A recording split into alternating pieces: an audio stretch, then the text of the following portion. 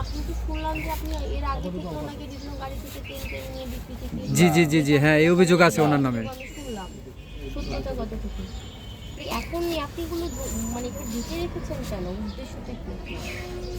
আপনার ডরে এখানে বিক্রি করলে আমাকে যদি দর পাইতেন আমি তাহলে দোকানে বিক্রি করতেন না।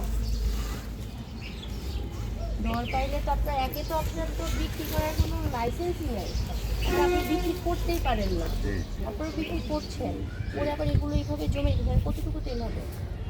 এখানে না 500-600 লিটার হয়। 800 লিটার 200 লিটার পুরো ফুল ভর্তি থাকলে 220 থাকে, 220 লিটার না, থাকে, 220 20 লিটার থাকে পুরোটা ভরলে। ওটাও তো ভরে না পুরো? না, হ্যাঁ 800 লিটার আছে 800 লিটার আছে। না না 800 লিটার একটু ফাঁকা ফাঁকা না, 200 লিটার ধরেন। আচ্ছা আচ্ছা। পুরো ফুল থাকলে 220, হ্যাঁ 700-800 এটা আমরা সরকারি নির্ধারিত রেটে বিক্রি করে আমরা একটা সরকারি কোষাগারে অর্থ জমা দিয়ে দেবো। আর হচ্ছে আপনি এই যে এইভাবে কোনো প্রকার লাইসেন্স এবং আপনার কিন্তু আরও অভিযোগ আছে যে আপনি নাকি চোরাই তেল পর্যন্ত বিক্রি করেন, সেটা যেহেতু আমার সামনে ঘটেনি আমি তো আর সেটার দুঃখ পাচ্ছি না, কিন্তু এভাবে মজুদ আপনি রাখতে পারেন না, ঠিক আছে? তো আপনার বিরুদ্ধে আমরা আপনি অভিযোগ একটু গঠন করেছি। করেন, আমি কালকে রাইখা যান, আমি কেন আমি জেনে রেখে যাবো? আপনি মজুদ করেছেন কেন? 200-র বেশি সার্ভিস ও ফিচারে লেনদেনের সব বিকাশ অ্যাপে সম্ভব। আর এগুলো যে পিক আপ নিয়ে এগুলো নেওয়ার ব্যবস্থা করা। আর রাখি কোথায়?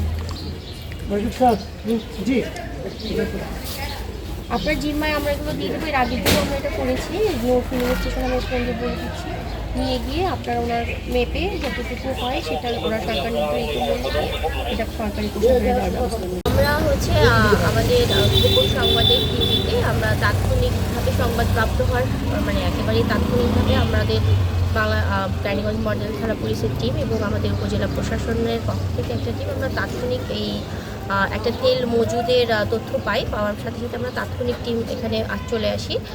চলে আসার পরে আমরা এখানে হাজী মোহাম্মদ মফিজউদ্দিন যে স্টোর আছে, স্টোরের পেছনে একটা ফাঁকা জায়গা আছে, ওই ফাঁকা জায়গায় আমরা প্রায় 800 লিটারের মতো ডিজেল মজুদ অবস্থায় পাই এবং এগুলো বিভিন্ন জিনিস দিয়ে ঢেকে রাখা হয়েছিল।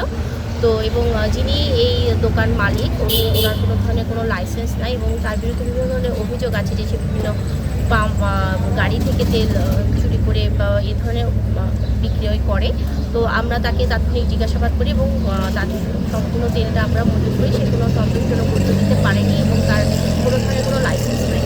তো তার প্রেক্ষিতে আমরা বাংলাদেশ পেট্রোলিয়াম আইন আইন অনুযায়ী আমরা তাকে 30,000 টাকা অর্থদণ্ড প্রদান করি এবং তার যে তেলগুলো পাই এগুলো আমরা জব্দ করে আমরা আমাদের এসআই রাকিবের জিম্মায় দিয়েছি, সে সেগুলো সরকারি নির্ধারিত মূল্যে বিক্রয় করে সরকারি কোষাগারে অর্থটা প্রদান করবে।